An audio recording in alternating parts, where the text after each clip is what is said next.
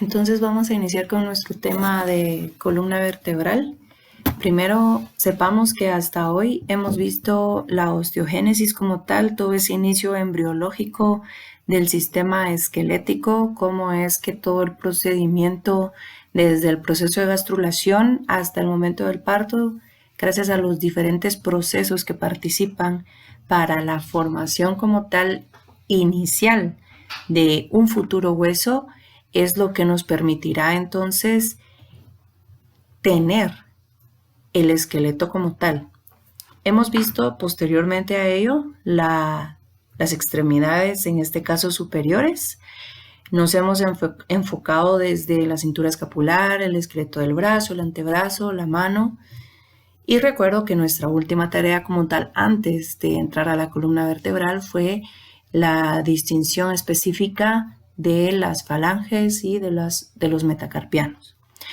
Ahora bien, durante esta semana ustedes hicieron su tarea de la columna vertebral, pero la columna vertebral ya pertenece al esqueleto axial. Cuando hablamos del esqueleto axial, entonces vamos a hablar que estamos haciendo referencia de la cabeza. La cabeza va a estar dividida en cráneo y cara. Luego vamos a tener la columna vertebral. Luego tenemos en conjunto con la columna vertebral encontraremos las clavículas correspondientes y las costillas en conjunto con el esternón. Es decir, esa caja torácica pertenece de forma directa al esqueleto axial.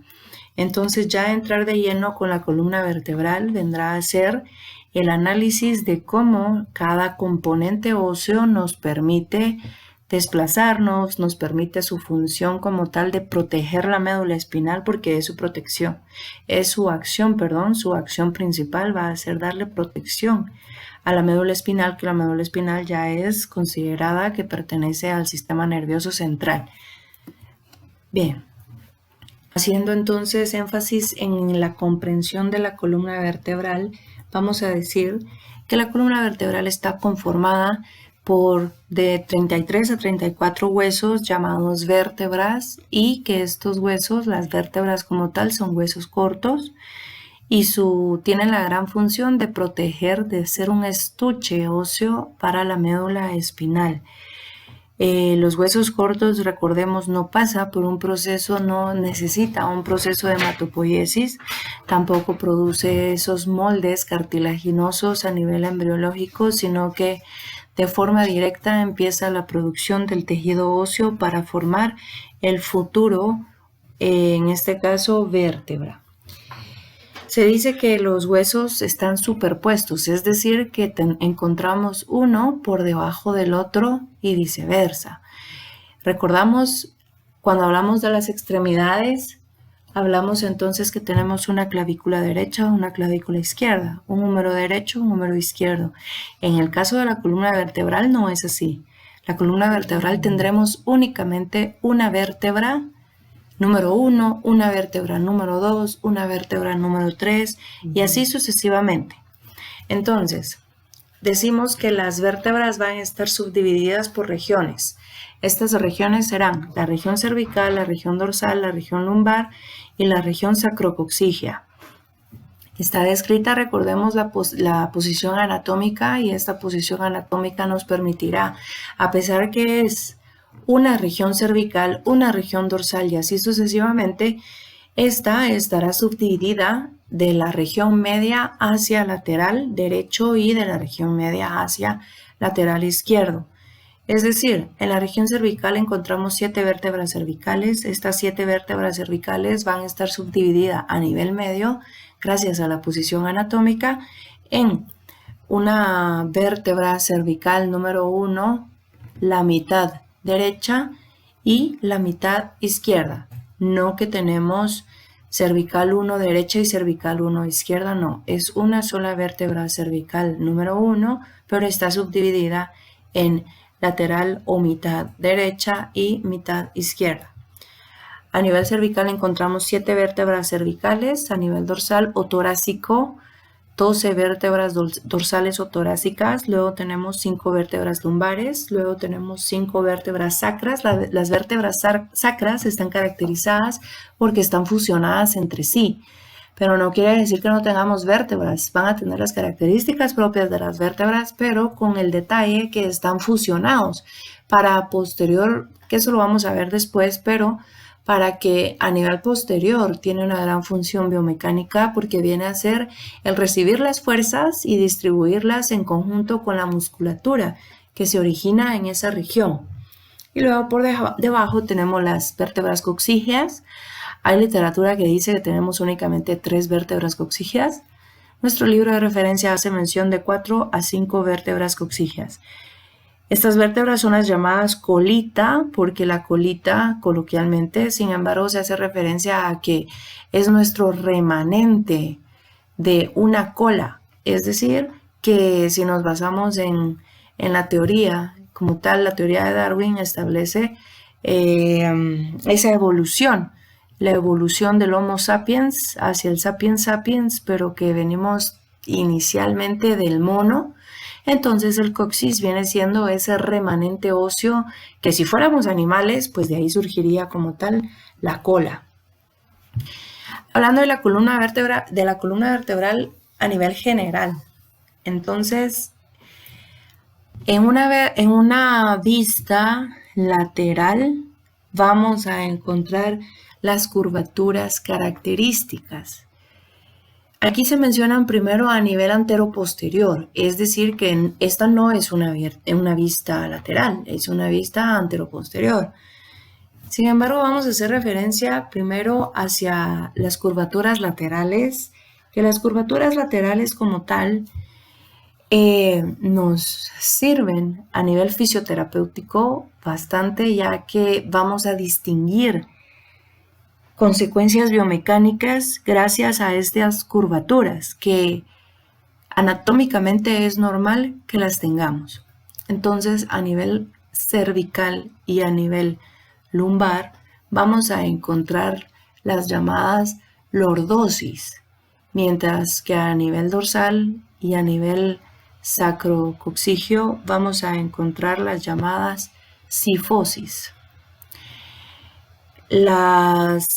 Lo normal vendrá a ser llamado de esa forma.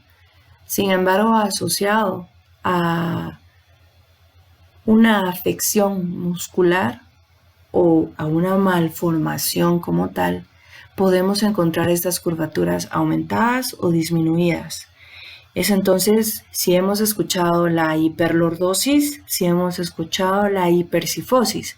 Hablando de una hipercifosis, que es un poco más fácil comprenderlo, vendrá a ser a nivel dorsal cuando las personas están de pie y están encorvadas, es decir, con los hombros echados hacia al frente y abajo, generando esa curvatura aumentada a nivel dorsal. Esta curvatura aumentada a nivel dorsal viene a ser llamada en realidad hipercifosis. Sin embargo, siempre tenemos que especificar si es una hipercifosis a nivel dorsal o si es hipercifosis a nivel sacro. Sin embargo, a nivel sacrocoxígeo no es común encontrarlo.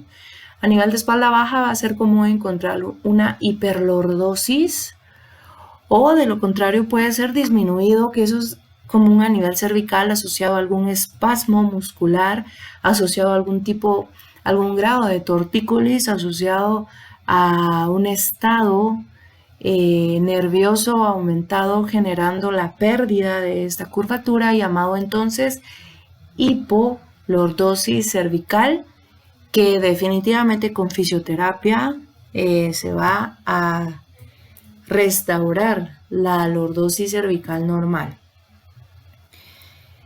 Tenemos características comunes de todas las vértebras como tal. Aquí vienen a ser los componentes óseos que todas las vértebras en general van a tener. Decimos entonces que sus componentes vendrán a ser el cuerpo vertebral. Este cuerpo vertebral va a ser el que encontraremos, ustedes han visto ya el documento de las imágenes. El cuerpo vertebral viene a ser entonces en una vista anteroposterior la parte anterior de la vértebra. Recordemos, en esta posición anatómica, si nosotros nos palpamos el centro, el pecho, no quiere decir que estamos palpando la cara anterior del cuerpo vertebral. Quiere decir que nos estamos palpando el esternón, que nos estaremos palpando la clavícula, pero no podemos palparnos la cara anterior del cuerpo vertebral. A nivel posterior, si nos palpamos y sentimos los huesitos que protruyen a lo largo de la columna vertebral, esas son las apófisis espinosas que estamos palpando. Esa apófisis espinosa, si colocamos un dedo índice hacia un lado y hacia el otro lado, justo a la par de ese dedo índice, comúnmente encontraremos las apófisis transversas. Como pertenecen a las características propias de todas las vértebras, es decir, que desde la vértebra cervical número 1 hasta la región sacra, encontraremos estas partes óseas. Después de los cuerpos vertebrales vamos a encontrar los pedículos. Los pedículos surgen a nivel de la cara posterior de los cuerpos vertebrales. Vuelvo a mencionar, aunque aquí mencionamos la región posterior de ese cuerpo vertebral, no quiere decir que la región posterior del cuerpo vertebral esté a nivel de la apófisis espinosa. Eso no lo podemos palpar. Lo único que nosotros podemos palpar de las vértebras van a ser las apófisis espinosas, las apófisis transversas, probablemente las láminas, pero no podemos palpar como tal el cuerpo vertebral. Ese cuerpo vertebral va a tener una cara anterior y una cara posterior, la cara superior, la cara inferior, la cara lateral izquierda y la cara lateral derecha. La cara anterior del cuerpo vertebral se corresponde entonces en este caso con la pleura pulmonar, ¿sí? Esa capa externa de los pulmones. Mientras que la cara posterior del cuerpo vertebral se va a corresponder ya con la médula espinal, ¿sí? Después de esa médula espinal entonces tendrá una región anterior y una región posterior. Y esta región posterior de la médula espinal se va a corresponder entonces con la cara anterior o con la parte anterior de esa apófisis espinosa o de esa masa vertebral que se le llama, que ya lo mencionaremos más adelante. Pero que nos quede claro que el cuerpo vertebral nosotros no lo podemos palpar. Luego tenemos las apófisis transversas, que las apófisis transversas entonces surgen de forma directa de ese cuerpo vertebral y tendremos entonces una apófisis transversa, una izquierda y una derecha. Entonces son dos apófisis transversas, una de cada lado, y se corresponden con la masa apofisaria, es decir, que como tenemos diferentes apófisis, todo ese conjunto de apófisis es lo que se le llama masa apofisaria. Las apófisis transversas también encontraremos una cara anterior, una cara posterior, un borde superior, un borde inferior y una base. Esta base de la apófisis transversa es por donde se une al resto de la vértebra. Luego tenemos las apófisis articulares. Las apófisis articulares son 4, 2 de cada lado. De cada lado, recordemos, hemos mencionado la línea media, establecida gracias a la posición anatómica. Esta línea media nos da entonces las apófisis articulares derecha, superior e inferior. Y las apófisis articulares izquierdas, superior e inferior. Hablando de las apófisis articulares superiores, se van a corresponder con las apófisis articulares inferiores de la vértebra suprayacente, es decir, de la vértebra que está por arriba de la que estamos viendo u observando. Mientras que las apófisis articulares de la vértebra que estamos analizando, viendo, estudiando, esas apófisis articulares inferiores se van a ir a articular con las apófisis articulares superiores de la vértebra infrayacente, es decir, la que se encuentra por debajo de la que estamos analizando. Hemos mencionado 7 vértebras cervicales, 12 vértebras dorsales. Veamos o imaginémonos o observemos en el documento la vértebra dorsal número 7, que hemos dicho que la vértebra dorsal número 7 sirve de referencia para comprender que ahí llega el ángulo inferior del omóplato correspondiente. Esa vértebra dorsal número 7 nos está sirviendo de referencia anatómica primero para ubicar hasta dónde llegan los omóplatos como tal, número 1, y número 2, si nosotros palpamos esa apófisis espinosa de la vértebra dorsal número 7, ahí si hacemos una línea horizontal hacia el resto del segmento corporal, será entonces que se corresponden los ángulos inferiores de los omóplatos. Número 1 y número 2, ya les había mencionado, les hice de referencia un dedo índice para cada lado de la apófisis espinosa para encontrar las apófisis transversas. Sin embargo, la literatura establece alrededor de 2 a 2.5 centímetros de apófisis transversa hacia izquierda y de apófisis transversa hacia derecha para encontrar de forma directa esas apófisis transversas. Si encontramos las apófisis transversas justo por arriba, estará dirigida hacia arriba en diagonal, estarán dirigidas entonces las apófisis articulares superiores, y de las apófisis transversas dirigido en diagonal hacia abajo encontraremos las apófisis articulares inferiores, que se corresponden, ya les había mencionado, con las articulares superiores de la vértebra infrayacente. En este caso la infrayacente sería de 8, mientras que las apófisis articulares superiores se van a corresponder con las apófisis articulares inferiores de la vértebra, en este caso D6 o T6, dorsal 6 o torácica 6. Bien, luego la apófisis espinosa como tal es una, la podemos palpar, y la apófisis espinosa va a tener dirección, ya sea de forma horizontal mayormente o de forma en diagonal hacia abajo, va a depender de la región hacia que pertenece. Es decir, se pertenece a la columna cervical o a la columna dorsal o a la columna lumbar o a la columna sacrocoxígea. Luego tenemos las láminas vertebrales. Estas láminas vertebrales se dice que viene a ser la región anatómica encargada de permitir unida toda esa masa apofisaria.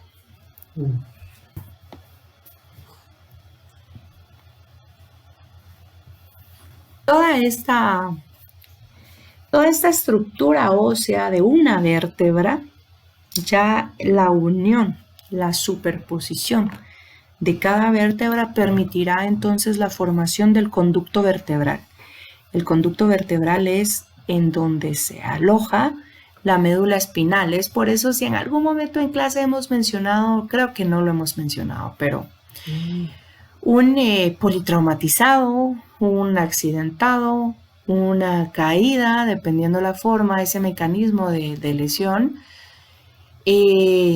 depende de la severidad. Si fractura vértebras o si genera tal grado de inflamación, se verá afectada la médula espinal, generando entonces un grado de ya sea cuadriplegia o paraplegia, en donde el pronóstico depende de la severidad, pero comúnmente no es bueno el pronóstico.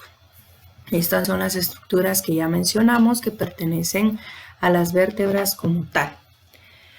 Hablando de las vértebras dorsales, decimos que tiene, pues estas estructuras ya las mencionamos, al igual que las vértebras lumbares, pero cuando hablemos de ellas específicamente, ya veremos lo que debemos de saber. Ahora bien, hablando de características propias de algunas vértebras según su región.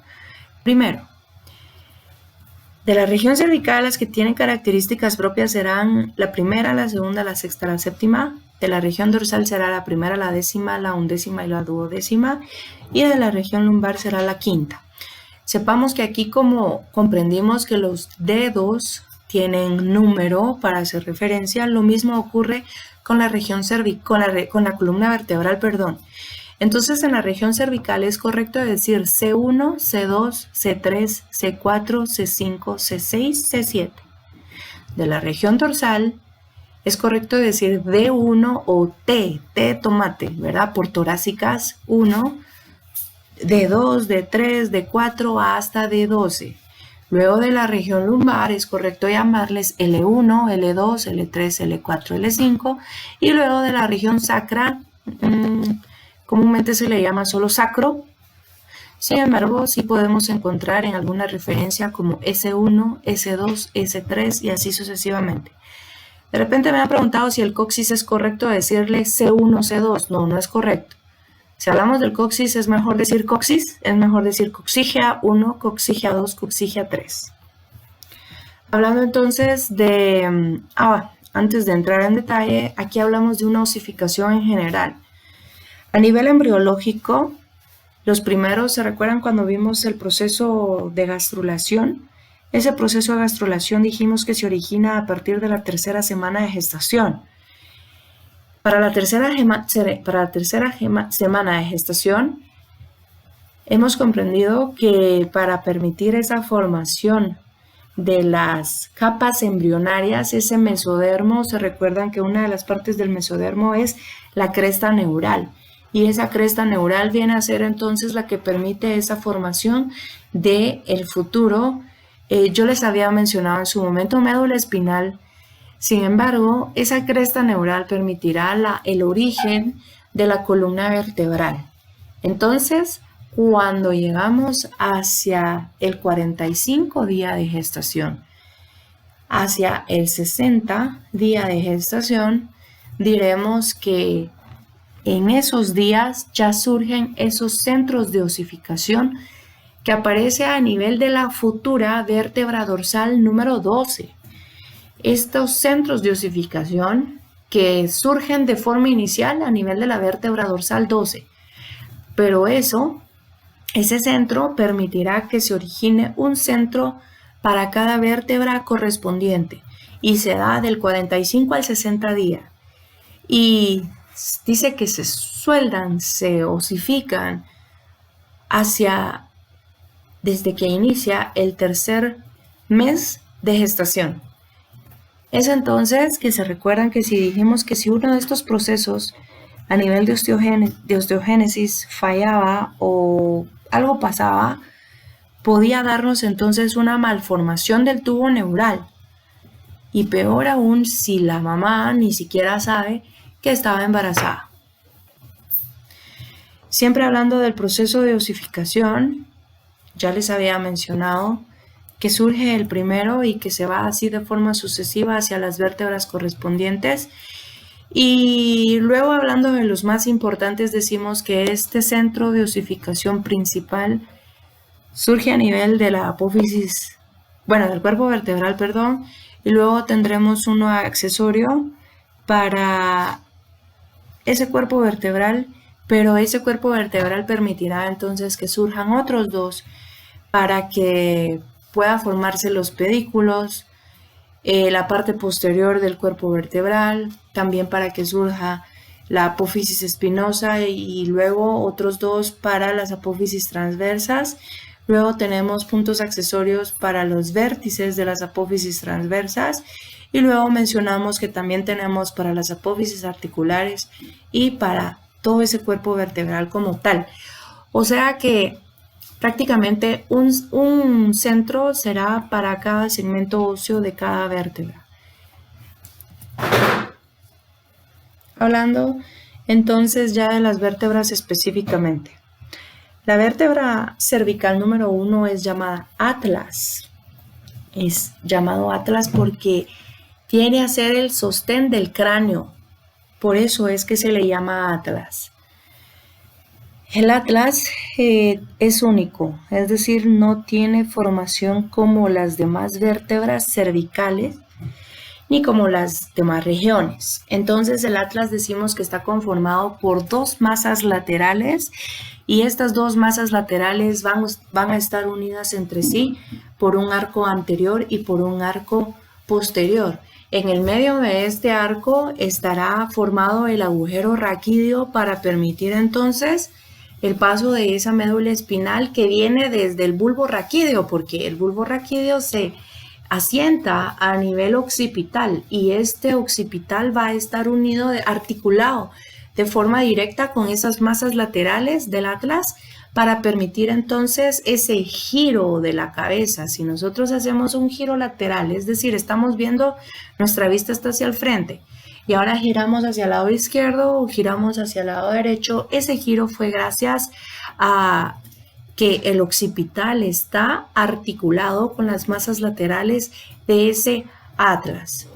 Las masas laterales entonces van a tener una subdivisión como tal. Tenemos, ya dijimos, masa lateral, ya habíamos mencionado que la línea media nos da esa subdivisión de derecho e izquierdo. Entonces Tenemos masa lateral derecha, tenemos masa lateral izquierda. Cada masa tendrá una cara superior, una cara inferior, una cara externa, una cara interna, una cara anterior y una cara posterior. Las masas laterales, su cara superior, seguirán articular entonces con el occipital. Bien.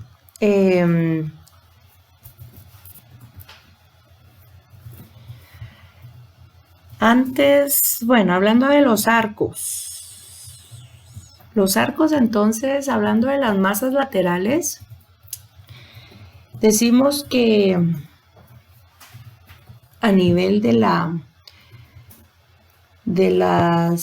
a nivel anterior, este arco anterior, entonces, tendrá una cara posterior y una cara anterior. A nivel de la cara anterior del atlas, se llamará o encontraremos el tubérculo anterior del atlas.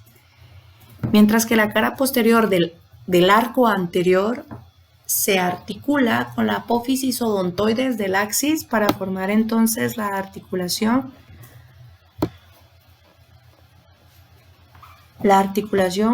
atloido-odontoidea. ¿Sí? Si nosotros hacemos una flexión de cuello, es decir, tratamos el inicio de llevar la barbilla al pecho. Ese inicio de movimiento, los primeros 4 o 5 grados de movimiento de esa flexión, que es la de cuello de forma directa, la apófisis odontoides, gracias a que se articula en esa cara posterior del arco anterior del atlas, es que permite ese deslizamiento para llevar a cabo ese movimiento. Y lo mismo ocurre un deslizamiento cuando hacemos esa lateralización de la cabeza. Antes de olvidar algo de las caras del atlas, cabe mencionar primero que la cara externa del atlas se prolonga con las apófisis transversas de este. Estas apófisis transversas están caracterizadas por permitir entonces la formación del llamado agujero transversal. Este agujero transversal es vital porque en estos agujeros se permite el paso de las arterias vertebrales, y las arterias vertebrales están encargadas, a permitir esa oxigenación cerebral. Es por eso que si una afección a nivel cervical, una llamada cervicalgia, la cervicalgia es el cuadro sintomatológico de dolor a nivel cervical, pero no es un diagnóstico como tal, es un cuadro sintomatológico, es un cuadro clínico, esa cervicalgia que va a ser motivo de consulta con nosotros por siempre. Pero esta cervicalgia, dependiendo la causa, puede generar hasta afección de la irrigación cerebral.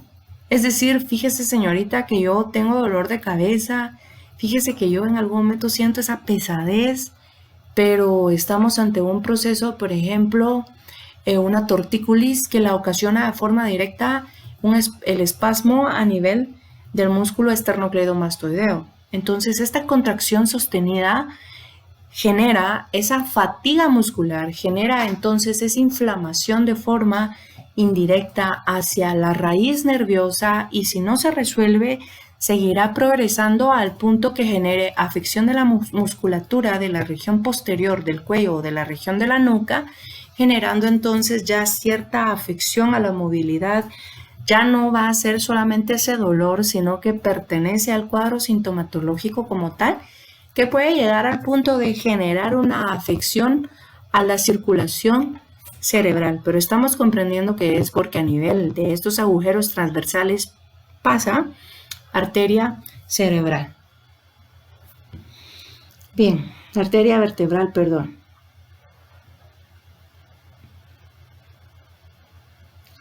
Ahora sí, regresando a los arcos. El arco posterior, ya habíamos mencionado que permite la unión, esa articulación con la apófisis odontoides del axis. Bien, el agujero raquídeo. Este agujero raquídeo decimos que no va a ser del todo circular, sino que está caracterizado por ser más ovalado, pero es por la misma forma de ese atlas, que no es una vértebra circular, sino que es más una vértebra en forma de óvalo, porque el agujero raquídeo es ovalado, pero gracias a esas masas laterales para permitir sostener el occipital como tal. Bien, ahora el axis. El axis, la segunda vértebra cervical. El axis como tal destaca que tiene la apófisis odontoides. ¿Por qué se llama odontoides? Porque se asemeja a un diente. Es entonces por eso llamada apófisis odontoides. Esta apófisis es prominente a nivel superior de la vértebra y es lo que se articula de forma directa con el arco anterior del atlas, pero específicamente con la cara posterior de ese arco anterior. ¿Cómo es que la apófisis odontoides no se sale de ese agujero y cómo es que no se desplaza para otro lado? Gracias al ligamento transverso. Entonces, este ligamento transverso de la región atloido-odontoidea es la que hace que nosotros podamos hacer lateralizaciones, que podamos hacer flexiones, extensiones y no se nos zafe la cabeza. Pero es gracias a este llamado ligamento transverso, pero recordemos que ligamento transverso podemos encontrar en diferentes regiones corporales. Entonces aquí cabe especificar que es el ligamento transverso a nivel atloido-odontoideo. En las caras laterales del axis vamos a encontrar las apófisis articulares, tenemos las superiores y luego tenemos las inferiores, pero las superiores entonces se irán a corresponder con la base de la apófisis odontoides, es decir que la apófisis odontoides definitivamente tiene que sobresalir de esa cara superior para poderse ir a encajar con ese arco anterior del atlas. Luego las apófisis articulares inferiores se van a corresponder con las apófisis transversas del axis. Bien, ahora hablando de la séptima vértebra cervical, si todos hacemos una flexión de cabeza y cuello, vamos a palpar la región cervical y de repente sentimos que surge una prominencia ósea. Esa prominencia ósea viene a ser entonces la séptima vértebra cervical llamada prominente. ¿Por qué se le llama prominente? Porque la apófisis transversa es muy desarrollada. También decimos que es muy desarrollada, pero es porque es considerada una vértebra de transición. Esta vértebra de transición es entonces porque va a tener características de la región cervical, pero también inicia con ciertas características en este caso de la región dorsal, porque tuvo que pasar por esa transición para permitir entonces que la que está por debajo ya sea una diferente a esta y la que está por arriba también sea diferente, pero muy semejante, en este caso a la séptima vértebra cervical. Encontraremos aquí el tubérculo carotídeo o Tehechazahinac. Este tubérculo carotídeo está caracterizado porque la arteria carótida en algún momento se relacionará con esta apófisis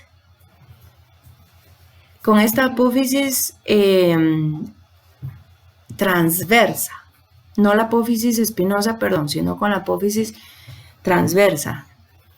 Sí. Bueno, ya mencionamos que la apófisis espinosa es bastante prominente. La arteria vertebral como tal se va a relacionar con la apófisis transversa, pero con el llamado tubérculo carotídeo. De las apófisis espinosas, cabe mencionar que las de la región cervical, esas apófisis espinosas van a estar bifurcadas, ¿sí? No quiere decir que la región cervical tiene dos apófisis espinosas, tiene solo una, pero esta única está bifurcada, ¿sí? Ahora, hablando de la región dorsal, sus apófisis espinosas no están bifurcadas, están con una sola punta y es lo que nosotros podemos palparnos a lo largo de toda la región, de toda la columna vertebral. La primera vértebra dorsal también es considerada una vértebra de transición.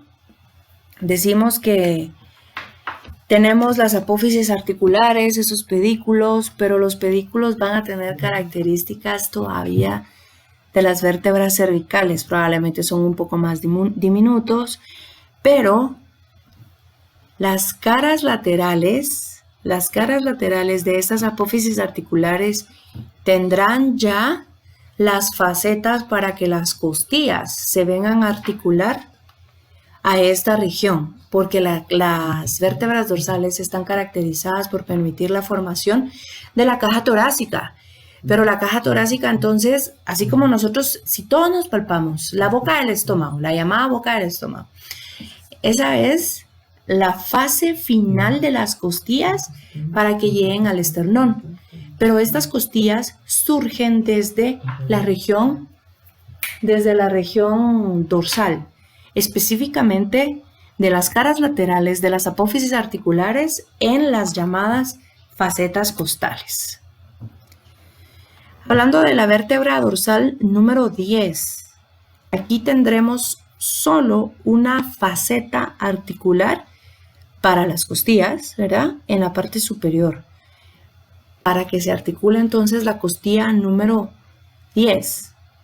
Pero la costilla número 11 se irá a articular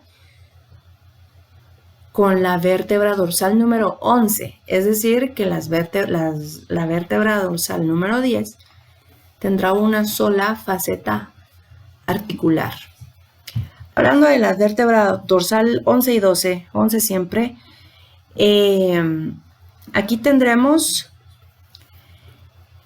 la característica que no hay facetas articulares en las apófisis transversas, porque las costillas como tal a esta región son las llamadas flotantes, que cuando veamos las costillas en su momento lo comprenderemos.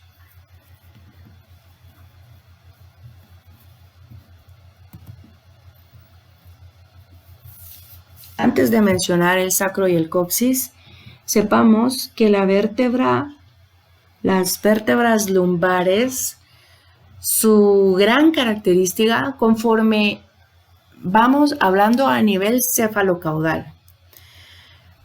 A nivel cefálico, es decir, a nivel superior o a nivel de la región cervical, las vértebras son más pequeñas.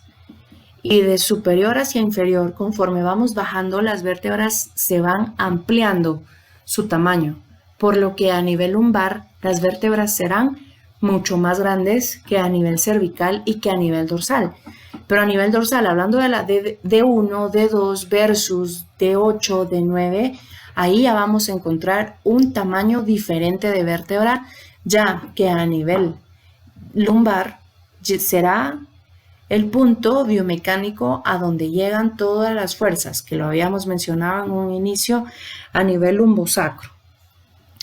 La vértebra lumbar número 5 también es considerada una vértebra de transición y las apófisis espinosas de la región lumbar están dirigidas hacia abajo, mientras que las vértebras espinosas de la región dorsal están dirigidas casi a nivel horizontal. Hablando de las vértebras sacras específicamente, están soldadas, están fusionadas para formar un solo hueso. Si hemos visto una radiografía del sacro, vamos a encontrar un solo hueso como tal, pero no nos confundamos. Sepamos que el sacro como tal es el resultado de 5 vértebras fusionadas, por ende tendrán características de vértebras como tal. El sacro entonces, sepamos que es el hueso que forma parte del anillo pélvico Ese anillo pélvico viene a ser entonces a nivel posterior formado por el sacro. Luego, ese sacro a nivel derecho encontraremos el hueso coxal, mientras que a nivel izquierdo también encontraremos el hueso coxal, en este caso izquierdo. Entonces tenemos a nivel del sacro, del hemisacro derecho, tendremos el hueso coxal derecho. Del hemisacro izquierdo tendremos el hueso coxal izquierdo. A nivel anterior de los huesos coxales encontraremos la unión por medio de la sínfisis del pubis o sínfisis pubiana, mientras que a nivel posterior esa unión será gracias al sacro. Entonces el anillo pélvico, esa pelvis, está conformada entonces por los huesos coxales y por el sacro. El sacro entonces se inicia justo por debajo de la vértebra lumbar número 5. Entre la vértebra lumbar número 5 y la vértebra sacra número 1, es decir, entre L5 y S1, encontraremos un ángulo llamado ángulo promontorio o ángulo sacrolumbar. Este ángulo promontorio es vital para establecer o definir, en el caso de una mujer embarazada, si puede tener o no un bebé por parto natural. Se dice que el sacro tiene una forma de pirámide cuadrangular, en donde la base está arriba mientras que el vértice está debajo, o sea que es una pirámide al revés, ¿no? En donde la base será correspondiente con L5 y la punta, el vértice, será correspondido en este caso con el coxis.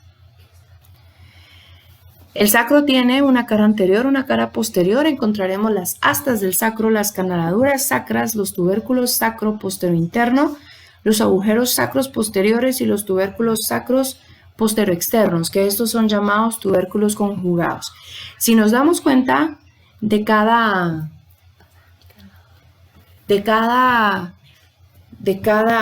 estructura que estoy mencionando aquí, va a ser el resultante de las diferentes partes de las vértebras. Por ejemplo, hablando de las astas, del sacro, decimos que las astas del sacro entonces se van a finalizar con el conducto sacro. También las canaladuras sacras, solo estoy conectando mi computadora, listo. Mientras que las canaladuras sacras se encuentran justo por afuera de esa cresta sacra, y decimos que el vértice de estas canaladuras se van a soldar entonces con las láminas, o sea que viene a ser el resultante de la soldadura de las láminas vertebrales. Los tubérculos sacroposterointernos diremos que son 4 y va a ser la resultante de la soldadura de las apófisis articulares. Bien, los agujeros sacros posteriores, ¿qué importancia tienen estos agujeros sacroposteriores? Que permiten entonces que surja ramillete nervioso. Es decir, que aquí nosotros se recuerdan que en algún momento en la extremidad superior mencionamos el plexo braquial.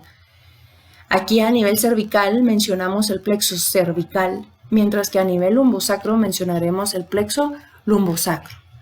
¿Qué es esto? Es el ramillete de nervios que surge de esa médula espinal, pero que a partir de los plexos ya se convierte en sistema nervioso periférico. Entonces, estos agujeros permiten que surja segmentos del plexo lumbosacro para que luego migren estos nervios hacia la musculatura de miembros inferiores. Bien, hablando del coxis, el coxis como tal va a depender de las personas. Nosotros no podemos saber en realidad cuántas vértebras coxígeas tenemos si no nos hacemos una radiografía. ¿Es necesario hacerla? No, no es necesario. Solamente sabemos, puede ser que conforme avanza la humanidad, de repente ya no tengamos coxis, porque es el derivado de una evolución, pero esa es una teoría. Del coxis cabe mencionar entonces que también son vértebras fusionadas y si alguien se cae de sentón, lo que comúnmente, obvio, depende del peso, del grado de caída, se va a fracturar el coxis como tal, es esa fractura de la colita. También tenemos que saber que ese vértice del coxis o el coxis en general se viene a relacionar de forma directa con la musculatura yatal, es decir, con esa musculatura del periné. Hemos mencionado hasta hoy en día la pelvis, entonces el coxis tiene su gran función que permite que se lleguen a insertar musculatura correspondiente con los esfínteres del ano, con los esfínteres de la uretra, para permitir entonces funciones tan vitales como la defecación y como la micción. Bueno, espero que nos saque de dudas el tema de columna vertebral. Gracias.